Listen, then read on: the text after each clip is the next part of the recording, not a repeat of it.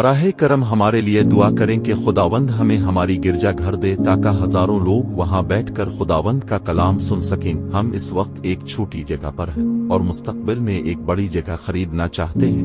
اگر اب چاہیں تو ہماری مدد کے لیے براہ کرم +923198794893 پر واٹس ایپ کریں۔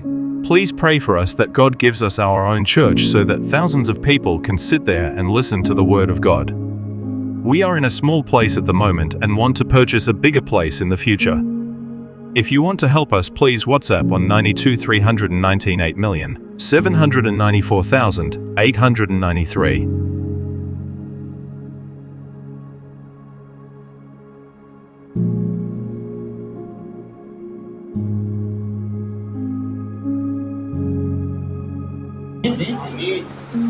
نجات کے تعلق سے چند باتیں غور سے سنیے گا اور اس کو سمجھنے کی کوشش کیجیے گا۔ میرے ساتھ 10 چیپٹر عبرانیوں، اس کا کچھ حصہ میں نے اس میں بیان کیا تھا پچھلے سنڈے، لیکن میں چاہتا ہوں کہ یہاں بھی بیان کیا جائے اور اسے تھوڑا سا آگے بڑھایا جائے۔ اس کی 11 آیت اور 12 آیت آپ میرے ساتھ سنے جائیں۔ نجات جو خدا کے بیٹے کے وسیلے ہے، بڑی خوبصورت روشنی ان 2 آیات میں ہمیں ملتی ہے، اور یہاں سے ہم بات کو آگے بڑھائیں گے۔ 11 ورس کو ہم شروع کرتے ہیں۔ لکھا ہے جی، اور ہر ایک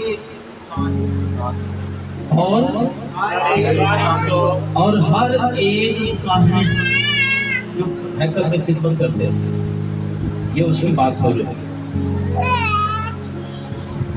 اور ہر ایک کاہن تو کھڑا ہو کر کیا کرتا تھا جی؟ عبادت کرتا ہے۔ کیسے؟ کھڑا ہو کر۔ لفظوں پہ خاص دھیان دیا کرے، سب سے بڑی پرابلم یہی سے بنتی ہے۔ لفظ کیا کہہ رہے ہیں؟ ایک ایک لفظ کو میں صرف ٹھہرا کر پڑھتا ہوں اور دہرا کر پڑھتا ہوں کہ ہر کسی کو لفظ سمجھ میں آ جائے۔ آمین۔ تو کیا لکھا ہے جی؟ ہر ایک کاہن تو کھڑا ہو کر ہر روز عبادت کرتا ہے۔ کیسے کرتے تھے عبادت؟ کھڑے ہو کر، اور پھر ہر روز عبادت کرتے تھے۔ تو وہ بیٹھتے نہیں تھے خدا کی حضوری، بلکہ کھڑے ہو کر خدمت کا کام سر انجام دیتے تھے اور خدا کی عبادت کرتے تھے، اور ہر روز کرتے تھے۔ اور ایک ہی طرح کی قربانیاں بار بار گزرانتے ہیں۔ کون سی قربانیاں؟ ایک ہی طرح کی، یعنی گناہوں کے کفارے کی قربانیاں، ایک ہی طرح کی قربانیاں بار بار گزرانتے ہیں۔ ایک ہی طرح کی قربانیاں جو ہرگز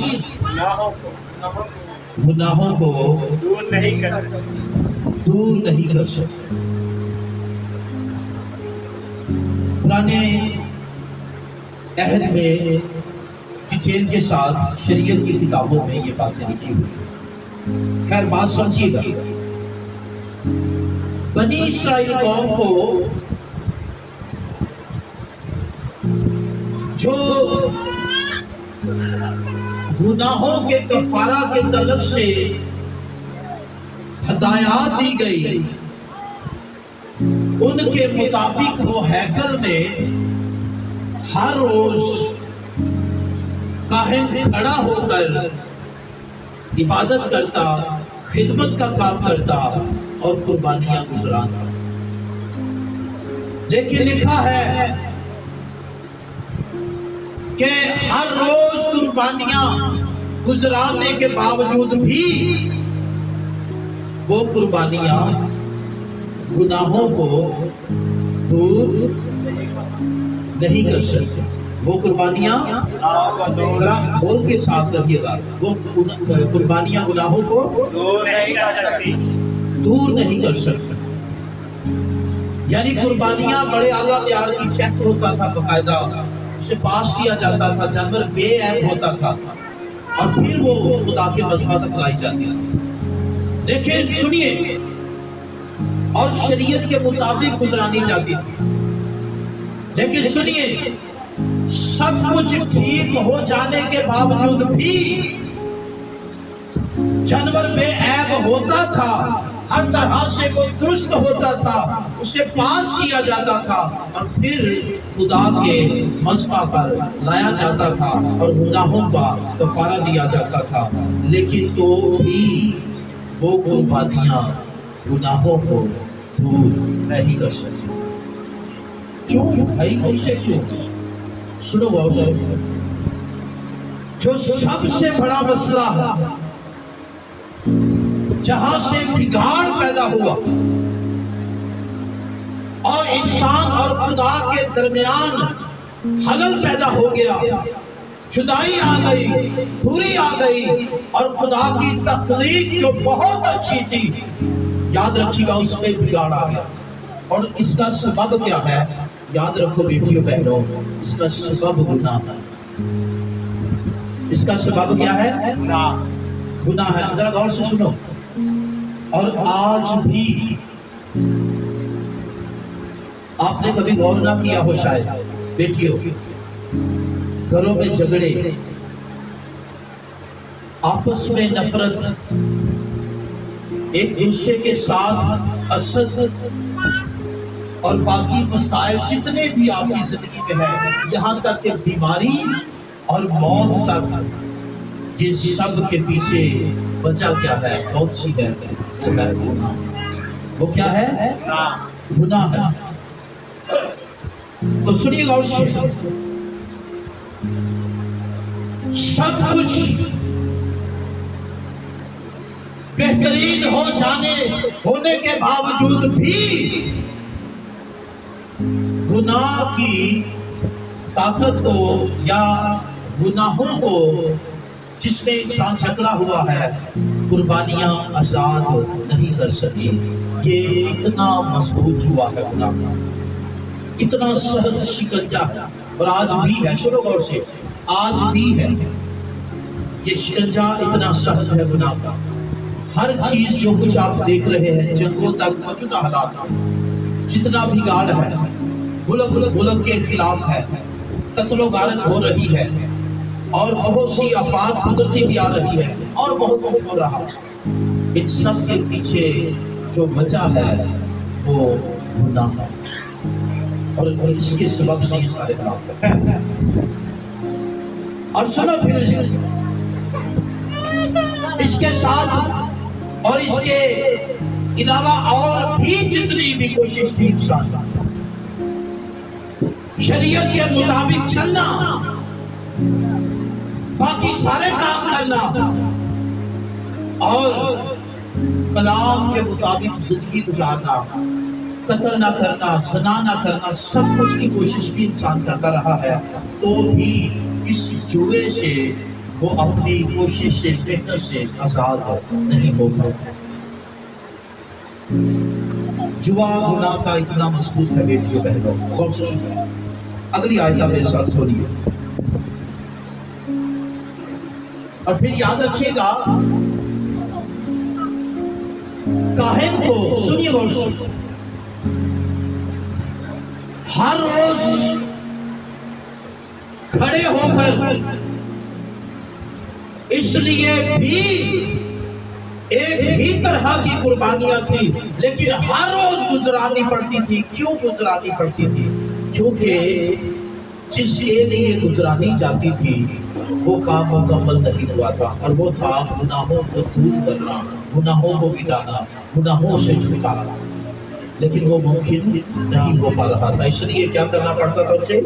ہر روز ہر روز کھڑے ہو کر خدمت سے مراد ہے کہ جس کام کو جاری کیا ہوا ہے، جو کام ہو رہا ہے وہ تکمیل تک نہیں پہنچا، مسئلہ حل نہیں ہوا، اس لیے وہ کھڑے ہو کر خدمت کو جاری رکھتا تھا اور خدا کی حضوری میں قائم بیٹھتا نہیں تھا۔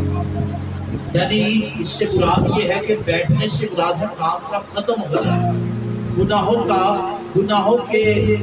کے کفارے کا ہو جانا، تکمیل تک پہنچ جانا، چھٹکارا مل جانا، مسئلے کا حل ہو جانا، گناہوں کا مٹ جانا، اور یہ نہیں ہوتا تھا۔ اس لیے کاہن جو ہے وہ بیٹھتا نہیں تھا، بلکہ وہ کھڑے ہو کر ہی خدمت کو جاری رکھتا تھا، جس سے مراد یہ ہے کہ گناہ موجود ہے اور گناہ سے پیچھا نہیں چھوٹا۔ اگلی آیت آپ کھولیے۔ یسوع کی بات میرے اور خداوند کی بات ہو رہی ہے، تو آئیں اسے کھولیں اور میرے ساتھ پڑھیے۔ لیکن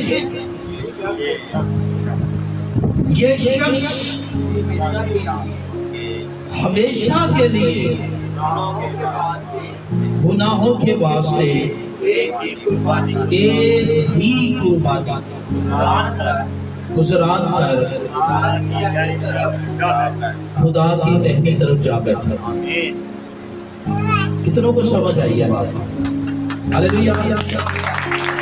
بیٹھ گیا خدا کی دہنی طرف۔ اس کی بہت سی وجوہات ہیں، لیکن خاص وجہ اس آیت کے تناظر میں دیکھیے۔ پتہ ہے کیا ہے؟ گناہوں کا کام اس شخص کی قربانی کے سبب سے، جو کام سالوں سال سے نہیں ہو رہا تھا، بیلوں اور بچڑوں کی قربانیاں دی جا رہی تھی، لہو بہایا جا رہا تھا، کاہن ہر روز خدمت کرتا تھا، لیکن تو بھی گناہوں کو درمیان میں سے جو خدا اور انسان کے درمیان آ گئے ہیں انہیں دور نہیں کر سکتے۔ لیکن اب بات میرے اور آپ کی خداوند کی ہے، اب بات میرے اور آپ کے مسیحا کی قربانی کی ہے۔ اس قربانی کو بیٹیوں بہنوں سمجھو، جو قربانی خدا کے بیٹے یسوع مسیح میں میرے اور آپ کے لیے پیش کی گئی ہے۔ آمین آمین۔ یہ قربانی بڑی خاص ہے، میرا اور آپ کا یسوع بڑا خاص ہے۔ آمین ہاللیلویا۔ زوردار اس کے لیے یہ قربانی خدا کی طرف سے ہے۔ ابراہیم نے کیا کہا اپنے بیٹے کو؟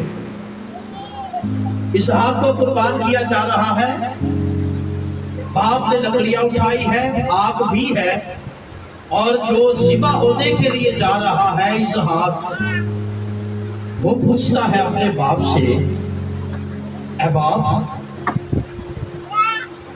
لکڑیاں بھی ہیں اور آگ بھی ہے،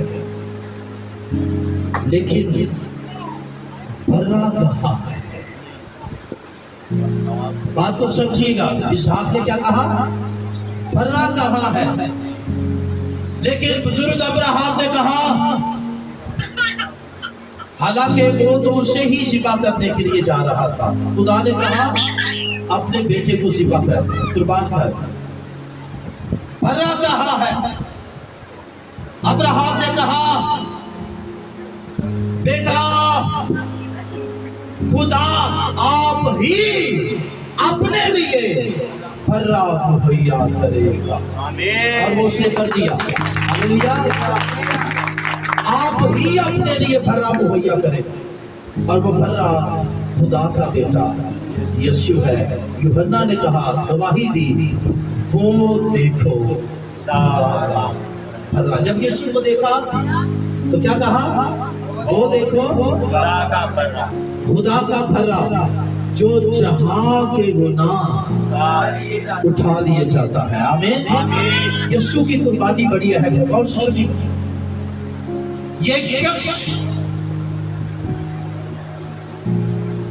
ایک ہی قربانی گزران کر، اور سنو، جو قربانی اس شخص نے گزرانی، نہ وہ بیل کی تھی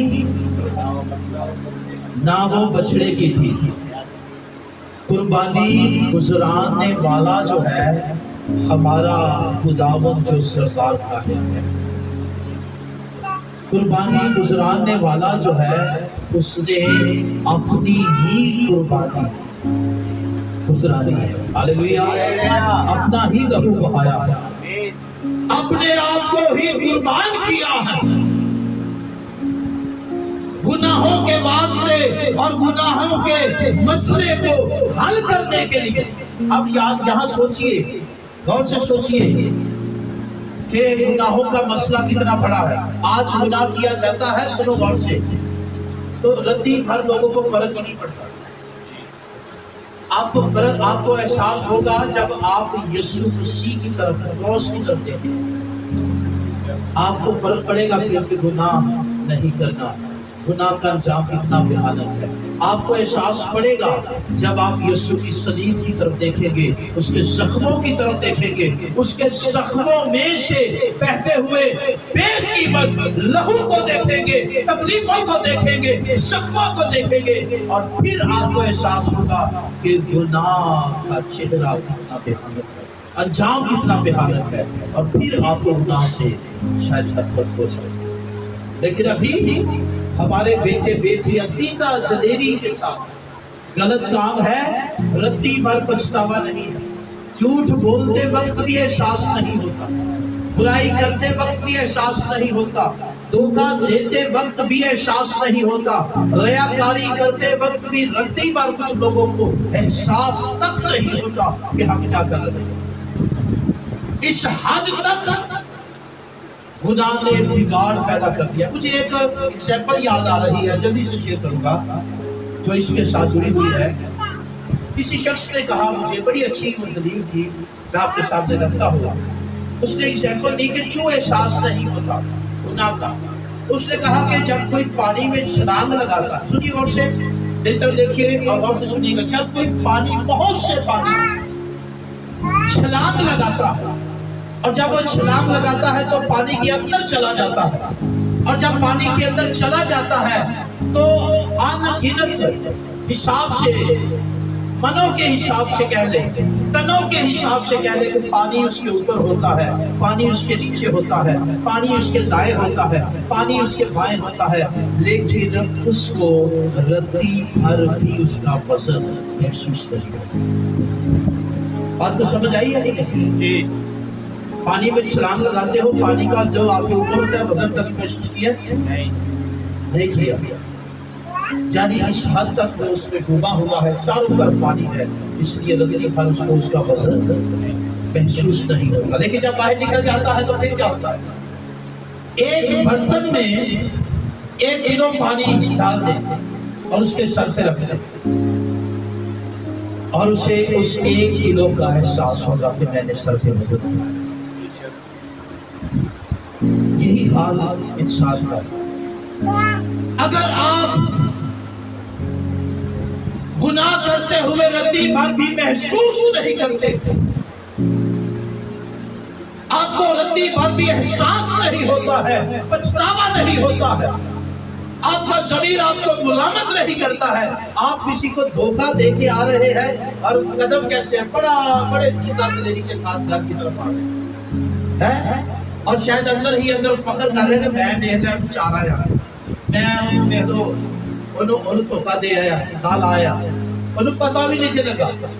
ऐसा हाल, बल्कि ऐसा शख्स जो है वो कॉन्फिडेंस महसूस करता। देखिए मेरी शादी, फिर मतलब किसे पकड़े हैं, किसी ने मैं रत्ती भर भी एहसास नहीं हो देता, पता ही नहीं लगन देता कि काम हटाया। ये नहीं पता कि मैं इतनी भयानक हालत में, इंसान गुनाह मौत की तरफ बढ़ रहा है, हलाकत की तरफ बढ़ रहा है, लेकिन बढ़ने वाले हम उन्हें एहसास ही नहीं है, और वो फख्र कर रहे हैं कि हमने तो बड़ा काम कर दिया है, बड़ा मार का मार दिया। याद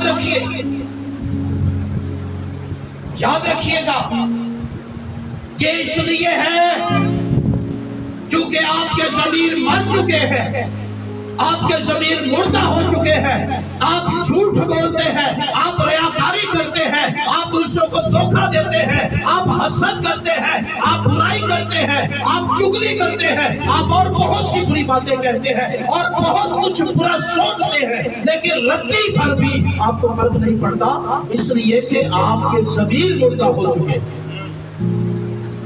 لیکن جب کوئی اس گناہ کی دھلدل سے خدا کے بیٹے کے وسیلے باہر آ جاتا ہے، ہلیلویا، ہلیلویا،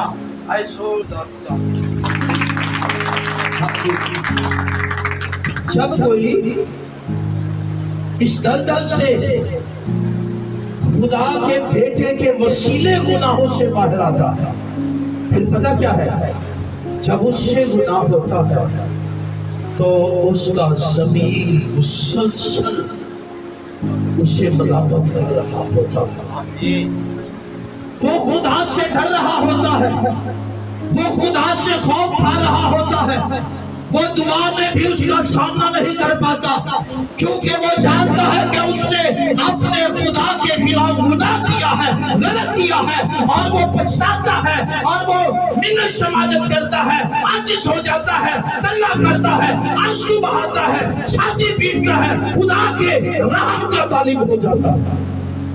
مجھ پر رحم کر میرے خدا، میں نے تیرے خلاف گناہ کیا، تیرے بیٹے نے مجھے گناہوں سے نکالا، لیکن پھر میں گناہ کی طرف بڑھا ہوں، مجھ پر رحم کر، مجھے معاف کر، میں تیرے بغیر نہیں رہ سکتا خداوند، گناہ مجھے تجھ سے دور کر دیتا ہے، میری روح تڑپ رہی ہے، میں بے چینی کی حالت میں ہوں، میں سکھ نہیں پا رہا ہوں، میں تکلیف کے اندر ہوں، جب تک تیرے بیٹے کا لہو جو ہے اس گناہ کے الزام کو دور نہیں کرے گا، مجھے تیری حضوری میں کھڑے ہونے کی دلیری نصیب نہیں ہوگی۔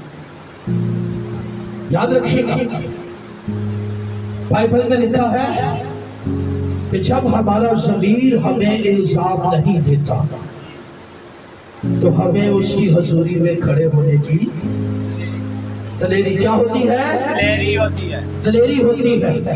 ہلیلویا، ہلیلویا۔ کیوں؟ اور یہ دلیری کیسے آتی ہے؟ ہمارا ضمیر ہمیں الزام کب نہیں دے گا؟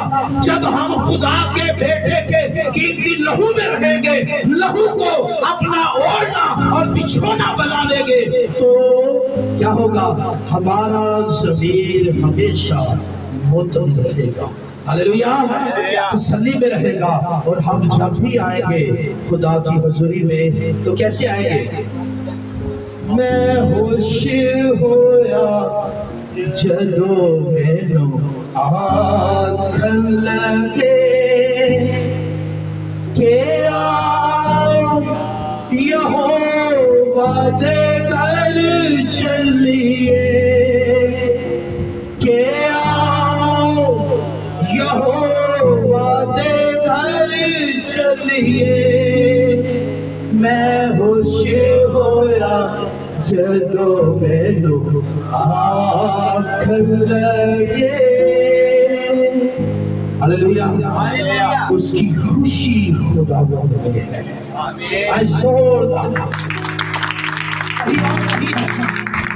کسی اور محفل میں نہیں ہے، لوگوں کی خوشی محفلوں میں ہے، لوگوں کی خوشی کپڑے زیادہ قیمتی پہننے میں ہے، لوگوں کی خوشی خود کو سنوارنے اور نکھارنے میں ہے، لیکن صادقوں کی خوشی ایسی نہیں ہے، صادقوں کی خوشی کھانوں کے ساتھ نہیں ہے، صادقوں کی خوشی فنکشن کے ساتھ نہیں ہے، پارٹیوں کے ساتھ نہیں ہے، ڈی جے کے ساتھ نہیں ہے، صادقوں کی خوشی خدا کے ساتھ ہے، ہلیلویا، وہ خوش ہو جاتے ہیں، روح تازہ ہو جاتی ہے، خدا کی قربت میں آ جاتے ہیں، خدا کی حضوری میں آ جاتے ہیں، خدا کی حضوری میں کانفیڈنس محسوس کرتے ہیں، دلیری محسوس کرتے ہیں، شادمانی محسوس کرتے ہیں، اور تازگی محسوس کرتے ہیں، آمین۔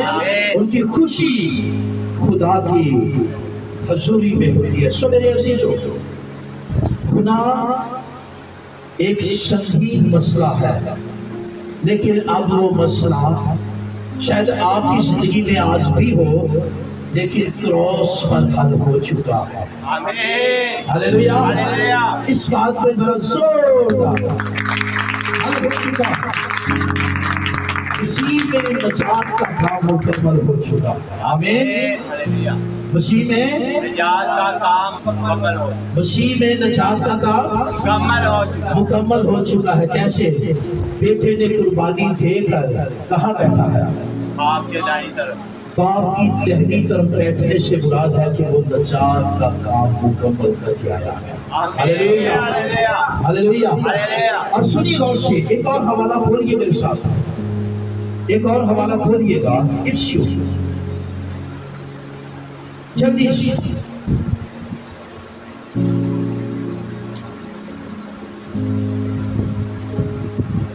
دو چیپٹر،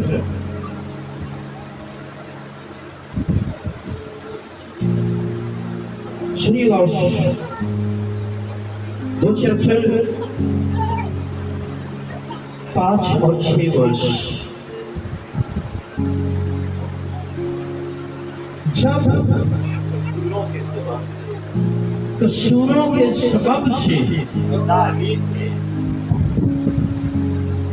مردہ ہی تھے تو ہم کو مسیح کے ساتھ زندہ کیا۔ کس کے ساتھ؟ مسیح کے ساتھ۔ قصوروں کے سبب سے مردہ ہی تھے، لیکن زندہ کیسے ہوئے؟ مسیح کے ساتھ۔ مسیح کے ساتھ۔ جو مسیح کے ساتھ ہے وہ زندہ ہے۔ آمین۔ جو مسیح سے جدا اور دور ہے وہ اب بھی مردہ ہے۔ مسیح کے ساتھ زندہ کیا، کیونکہ مسیح مردوں میں سے جی اٹھا۔ جی اٹھا ہے۔ اور یہ صرف یسوع کی بات نہیں، یسوع میں ہر شخص کی بات ہے جو اس پر ایمان لاتا ہے۔ آگے بڑھیے۔ تم کو فضل ہی سے نجات ملی ہے اور مسیح یسوع میں